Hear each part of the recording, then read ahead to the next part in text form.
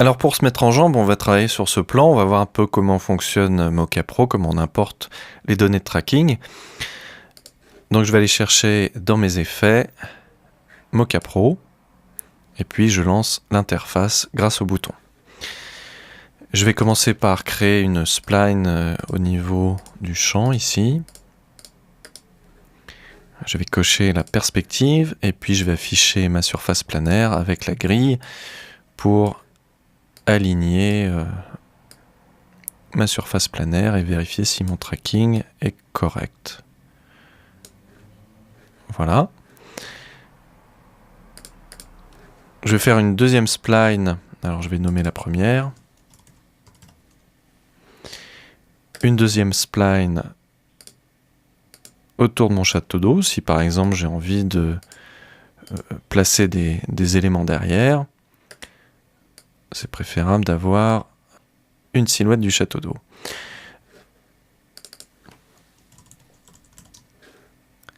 Et je vais lancer le tracking en avant, puis en arrière. Voilà, le tracking est terminé. Je vais vérifier sur mon champ si tout s'est bien passé. Voilà, là c'est pas trop difficile pour Mocha. C'est compliqué de se tromper. Eh bien, on va sauver donc notre projet. De toute façon, si vous essayez de fermer la fenêtre, il va vous demander si vous voulez sauver. Et puis, bon, là, il ne se passe rien pour l'instant dans Mocha. On va aller dans les maths. Et premier paramètre, on peut voir nos maths, nos masques que l'on a créés dans Mocha Pro. Donc, je clique ici et je peux voir l'alpha, donc les maths que l'on a créés. Je peux décider quel matte je veux utiliser, quel masque. Donc je clique ici sur Visible Layers et je peux décider de voir uniquement le masque du château d'eau. Donc là, j'ai un aperçu de mon masque et je peux appliquer mon masque et il va s'appliquer directement sur le calque. Alors on va peaufiner un petit peu ce masque, par exemple. Je vais cliquer sur le bouton magique Uber Key et puis je vais peaufiner ce masque. Je ne vais pas avoir de nouveaux points clés qui vont se créer. Et ça ne va pas changer mon tracking.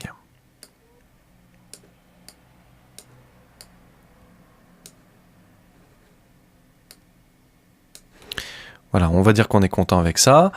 Je sauve, je ferme ma fenêtre et puis j'ai une mise à jour directement du masque appliqué à mon calque. Donc ça c'est très pratique puisqu'on peut faire des mises à jour rapidement.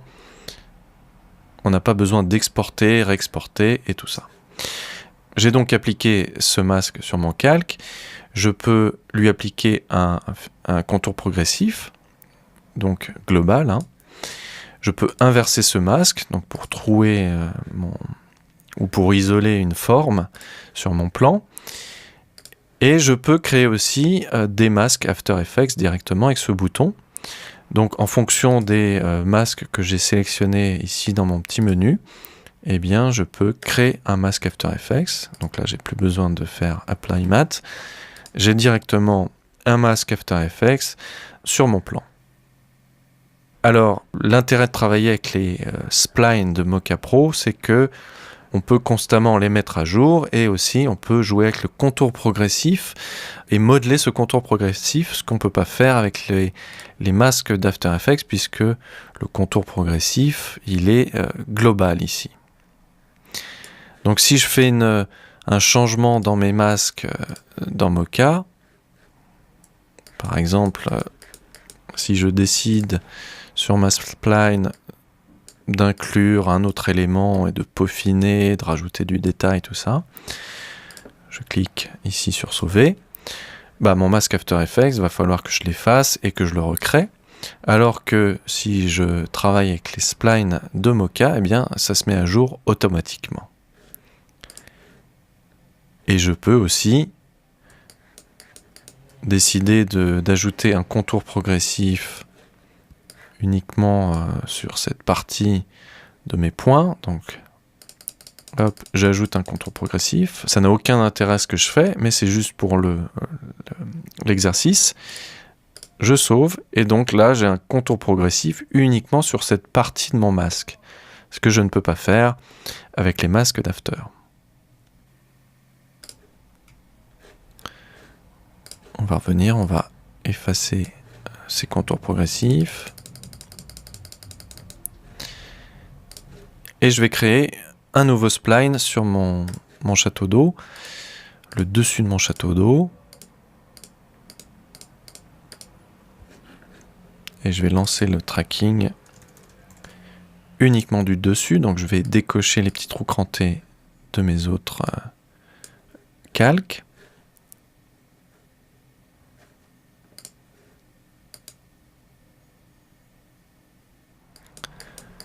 Je vais affiner ma forme avec UberKey, je reviens avec UberKey.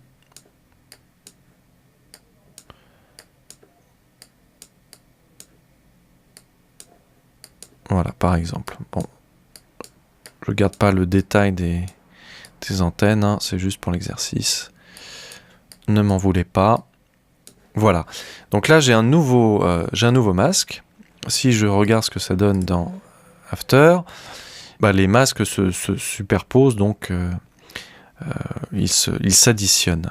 Si, par contre, on veut créer un trou dans ce château d'eau, on va aller dans le calque du dessus, ici, et dans les blend mode, par défaut, je vais être sur Add, je vais passer en Subtract, je sauve, et mon masque va agir en soustraction de tous les masques qu'il y a en dessous.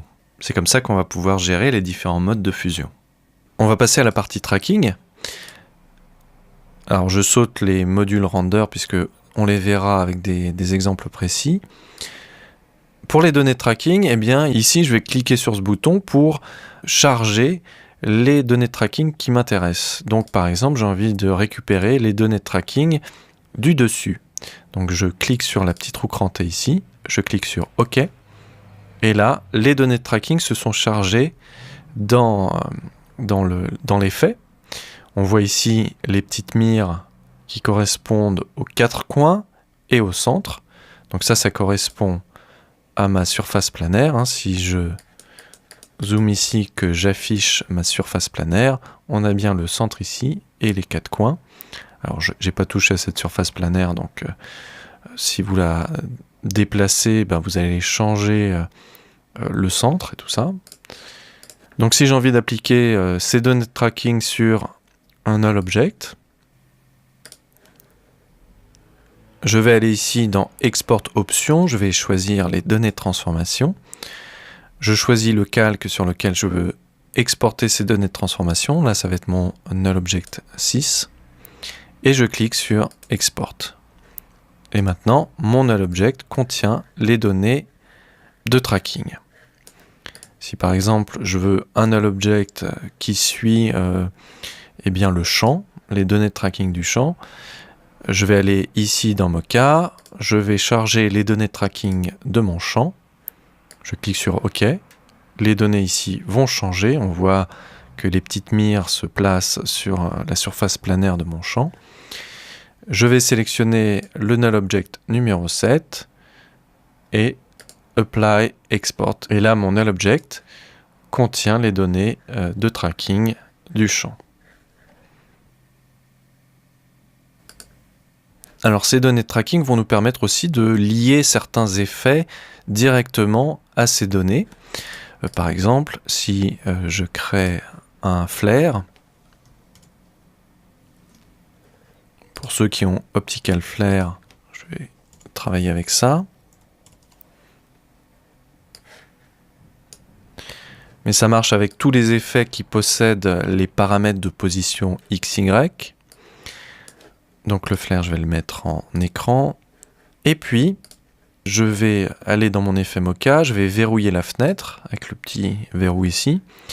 Je vais afficher mon effet Optical Flare et la position XY. Avec Alt enfoncé, j'appuie sur le petit chrono et je vais parenter donc la position XY au centre, ici par exemple, de mes données de tracking.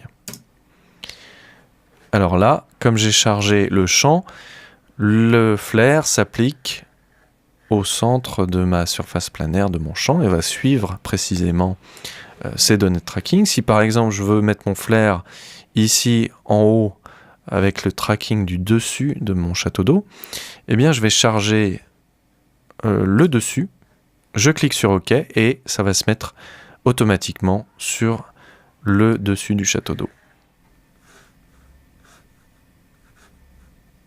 Donc ça, c'est assez pratique de linker des effets directement aux données de tracking. On va voir maintenant pour les corner pins. Alors on va charger les corner pins du champ.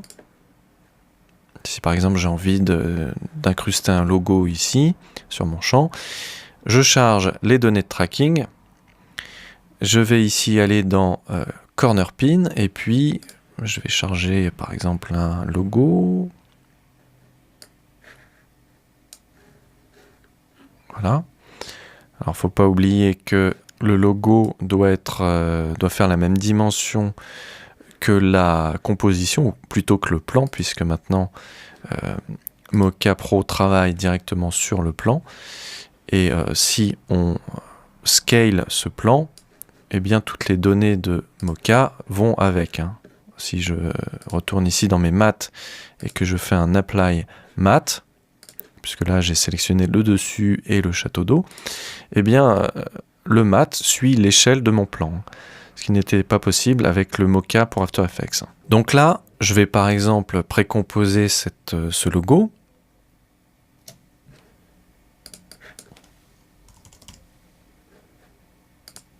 Je vais appliquer maintenant les corner pins sur ce logo. Donc je vais aller dans Château d'eau ici, sur Mocha Pro. J'ai bien chargé les données de mon champ. Alors pour vérifier, je clique sur l'effet et là on voit que les petites mires se placent sur la surface planaire du champ. Et je vais sélectionner Corner Pin, je sélectionne le logo et je clique sur Apply Export. Et là, qu'est-ce qui se passe? Il ne se passe rien. Pourtant, si je retourne dans mon logo, j'ai bien les 4 coins, mais il n'y a aucune donnée de tracking. Si j'appuie sur U pour révéler les points clés, il n'y a aucun point clé. Alors ça, c'est malheureusement, pour les personnes qui ont After Effects en français, eh bien on va être confronté à ce problème, puisque Mocha Pro est uniquement en anglais, à ma connaissance. Eh bien, quand on va vouloir exporter les corner pins, comme en français, les corner pins, c'est 4 coins, il va pas comprendre, en fait. Il va pas savoir créer les données de tracking sur les 4 coins, parce que ça n'a pas le même nom. Donc, voilà, on est confronté à ce problème. Alors, plusieurs façons d'y remédier. La première, c'est de copier les points clés ici du calque de Mocha. Donc je me mets au début, je fais un copier, je fais un coller sur chaque paramètre. Voilà, heureusement qu'il n'y a que 4 coins. Et cette fois-ci, donc, j'ai bien mon logo qui est inclus dans ma surface planaire. Si je retourne dans mon logo et que je veux vraiment qu'il s'incruste dans ma surface, je fais ici dans Géométrie, Ajuster la composition, Salle des formes. Et donc là, il est inclus vraiment dans les 4 coins. Bon, donc ça c'est un peu fastidieux. Deuxième possibilité, ça va être à l'ancienne. Donc je supprime ça. Ça va être d'aller dans Mocha, d'aller sur le champ, voilà, et de faire Export Tracking Data, Corner Pin avec le Motion Blur. Je fais un Copy to Clipboard, je ferme, et je fais un coller. Voilà, donc ça va un peu plus vite. C'est la deuxième solution. Mais on verra que dans les modules ici d'insertion, on va pouvoir insérer directement par Mocha Pro les layers. Donc par exemple, si je veux faire un truc un peu plus sérieux, si je veux écrire Yo sur ce champ, donc le calque fait la même dimension que mon plan, et j'ai travaillé la typo sur la première image, et j'ai envie que la typo suive le mouvement de ma caméra, et la typo a déjà une perspective. Donc comment on va s'y prendre? On l'avait vu dans la formation sur Mocha AE. On va dans Mocha Pro, on va dans le champ, on affiche la surface planaire ici, et on va faire un alignement de cette surface planaire pour qu'au début cette surface n'ait pas de perspective, mais soit totalement épouse parfaitement la taille de notre composition. Donc je vous le rappelle, on clique ici sur ce petit bouton qui est l'alignement de surface. Hop. Et vous voyez que maintenant ma surface planaire fait la même dimension que mon rush. Donc à la première image, elle est totalement frontale. Je clique sur OK. Enfin, je clique sur OK, non. Je vais exporter les corner pins. Export tracking data, corner pin, copy to clipboard. Je ferme et je colle. Donc voilà, première image, il ne se passe rien puisque les 4 coins sont parfaitement aux 4 coins. C'est pas mal. Et là, quand je bouge, quand je vais lire ma vidéo, eh bien la typo va suivre le mouvement de la caméra. On n'aura plus qu'à appliquer une ombre interne, un tout petit peu moins forte. Voilà, et on a donné un peu de volume. Voilà, donc c'est comme ça qu'on peut écrire et laisser des messages dans un champ d'épinards. Ça peut être utile.